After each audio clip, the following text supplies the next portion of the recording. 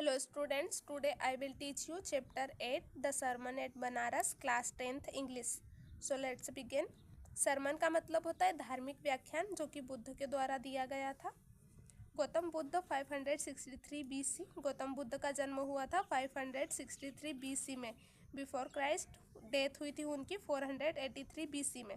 Begin life as a prince, उन्होंने अपना जीवन प्रिंस राजकुमार के रूप में चालू किया था। नेम्ड सिद्धार्थ गौतम, उनका नाम था सिद्धार्थ गौतम। इन नॉर्थर्न इंडिया, नॉर्थर्न इंडिया में उनका जन्म हुआ था एट 12 साल की उम्र में। He was sent away for schooling, उन्हें स्कूल के लिए भेजा जाता है, पढ़ाई के लिए।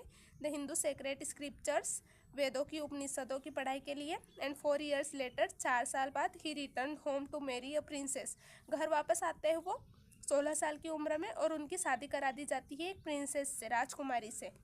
दे हैड अ सन, उनका एक बेटा था। And lived for 10 years as defeated royalty, वो 10 सालों तक रॉयल्टी में रहते हैं, राज में रहते हैं।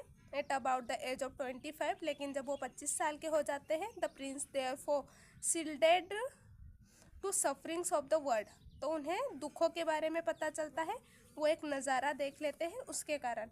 व्हील आउट हंटिंग, जब वो हंटिंग से वापस आते हैं, शिकार से, change upon a sick man, एक सिक मैन बीमार व्यक्ति।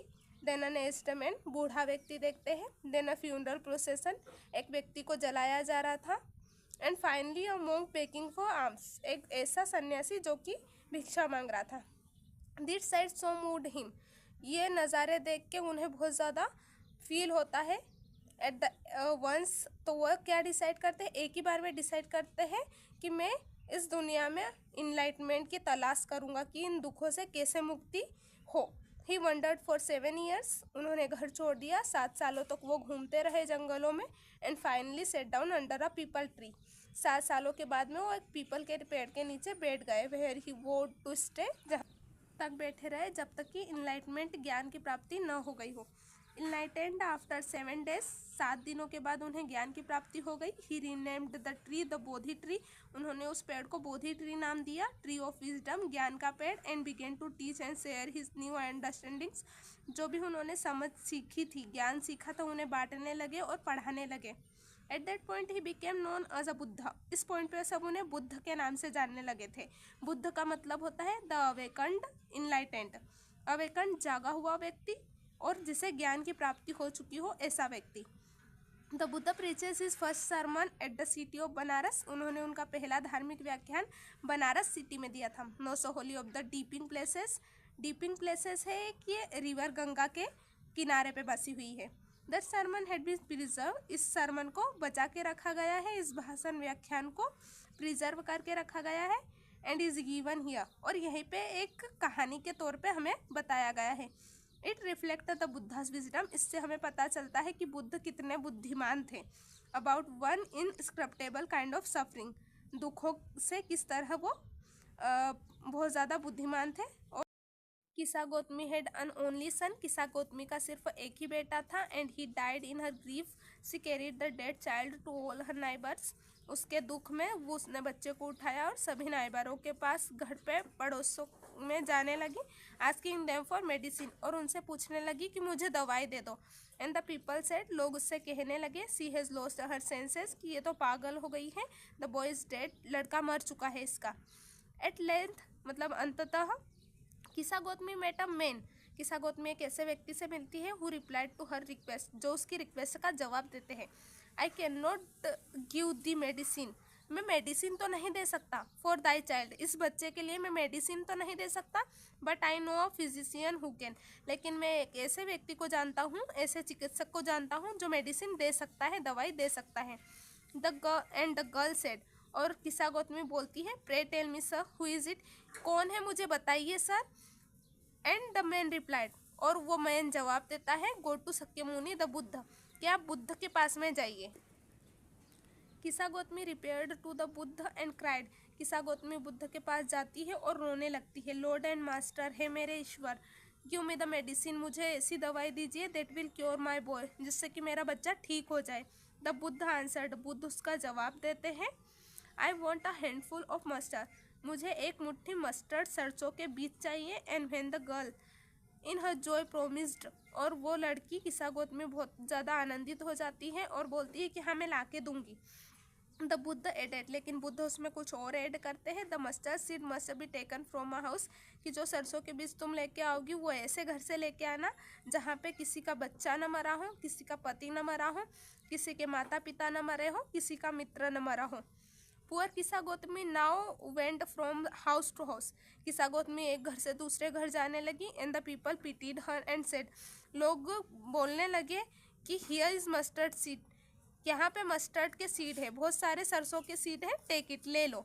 बट व्हेन शी आस्क, लेकिन जब वो पूछती थी डिड अ सन, कि क्या कोई बेटा और अ डॉटर, बेटी, फादर, मदर, कोई क्या इस फैमिली में मरा है, दे आंसर्ड हर, तो वो लोग इसका जवाब देने लगे, alas the living are few, कि जितने जिंदा है वो तो बहुत कम है, but the dead are many, लेकिन जो लोग मर चुके हैं वो बहुत ज़्यादा है। डू नॉट रिमाइंड अस, हमें मत रिमाइंड करवाओ, याद करवाओ कि कितने लोग हमारे घर पे मर चुके हैं। And there was no house, और यहाँ पे कोई ऐसा व्यक्ति नहीं उसे मिला, but some beloved one had died in it, कि वहाँ पे कोई प्यारा उनका मरा ना हो। उसे एक भी ऐसा घर नहीं मिला जहाँ पे कोई मरा ना हो, किसी का बेटा, बेटी, पिता, कोई भी मरे हुए थे हर घर में। किस्सागौतमी बिकेम वियरी और होपलेस, किस्सागौतमी बहुत ज़्यादा दुखी हो गई, होपलेस, लाचार हो गई। And set down at the way side watching the lights off the city, way side, रास्ते के किनारे बैठ गए और सिटी की लाइट्स को देखने लगी। एज दे फ्लिकर्ड अप, वो भबक रहे थे, वर एक्सटिंग्विश अगेन, और भबक रहे थे, और at last the darkness of the night reigned everywhere, अंततः लास्ट में रात में सभी जगह अंधकार छा जाता है। एंड सी कंसिडर्ड, और उसे फिर पता चलता है इस जीवन का सबसे बड़ा दुख, that their lives flicker up, कि हमारा जीवन चालू होता है, एंड आर एक्सटिंग्विश्ड अगेन, और फिर मौत आ जाती है। And she thought to herself, और वो खुद ही अपने आप सोचने लगती है, how selfish am I in my grief, कि मैं अपने सेल्फिशनेस में कितनी ज़्यादा मेरे दुख में सेल्फिश हो गई थी। Death is common to all, मृत्यु तो आती है और डेथ तो कॉमन है सबको।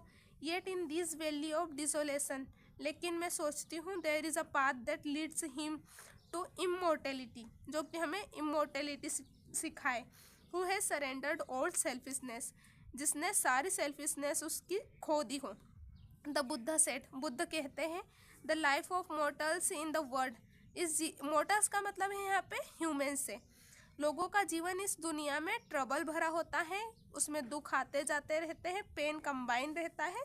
For there is not any means by which those that have been born can avoid dying, यहाँ पे कोई ऐसा तरीका नहीं है जिसके द्वारा जिन लोगों का जन्म हुआ है वो मृत्यु से बच सके। आफ्टर रीचिंग ओल्ड एज, एक ओल्ड एज बुढ़ापा आता है, देयर इज डेथ, तो यहाँ पे मौत सबकी होती है। अब such a nature are living beings, और यही लिविंग बींग्स का नेचर है, जो भी जीवन में आता है उसे मरना पड़ता है। बस ripe fruits are early in danger of falling, जैसे कि पके हुए फल जल्दी गिर जाते हैं। सो मोर्टल्स, मोर्टल्स का मतलब है यहाँ पे व्यक्तियों से, वैसे ही व्यक्ति भी when born are always in danger of death, उनका जन्म होता है तो हमेशा खतरा लगा रहता है मृत्यु का। All earthen vessels made by the potter and in being broken, जैसे कि पोटर के द्वारा, कुम्हार के द्वारा बहुत सारे बर्तन बनाए जाते हैं, लेकिन अंततः वो टूट ही जाते हैं।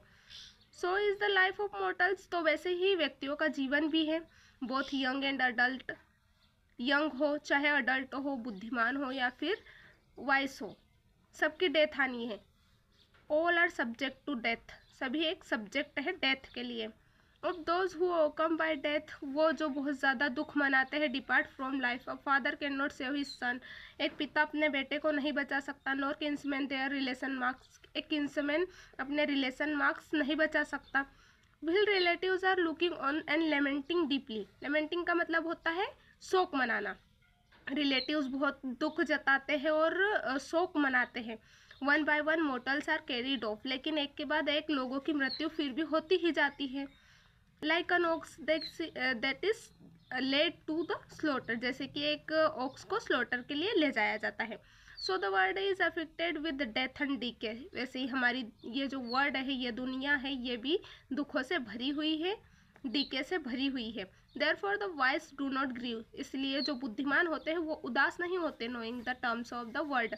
उन्हें पता है संसार के नियमों के बारे में, वो सभी जानते हैं कि संसार में दुख है, इसलिए वो उदास नहीं होते इसे देख के। Not from weeping nor from grieving, आप न तो रोक के न फिर उदास होके। Will anyone obtain peace of mind, रोक के उदास होके किसी को भी मन की शांति नहीं मिलती। On the contrary his pain will be the greater and his body will suffer, और इसी की आशा में उसका पेन, उसका दुख बड़ा से बड़ा होता जाएगा। He will make himself sick and पाले, वो अपने आप को बीमार कर लेगा और पाले कर लेगा, बहुत ज़्यादा उसकी बॉडी कमज़ोर हो जाएगी। Yet the dead are not saved by his lamentation, कोई भी संसार में अगर शोक मना रहा है किसी की मृत्यु पर, लेकिन किसी को बचाया नहीं जाता किसी के शोक मनाने से। He who seeks peace should draw the arrow of lamentation, वो जो शांति चाहता है उसे क्या करना चाहिए, जो शोक होता है उससे ऊपर उठना चाहिए, कंप्लेंट शिकायत से ऊपर उठना चाहिए, ग्रीफ दुख नहीं मनाना चाहिए। He who has drawn out the arrow and he's has become composed will obtain peace of mind, वही पीस ऑफ माइंड को उपलब्ध हो पाएगा। He who has overcome all sorrow will become free, जिसने सारे दुख छोड़ दिए हो, सारे दुख जान गया हो, वही इनसे फ्री हो पाएगा। एंड बी ब्लेस्ड, और धन्य हो पाएगा। Thank you so much for watching.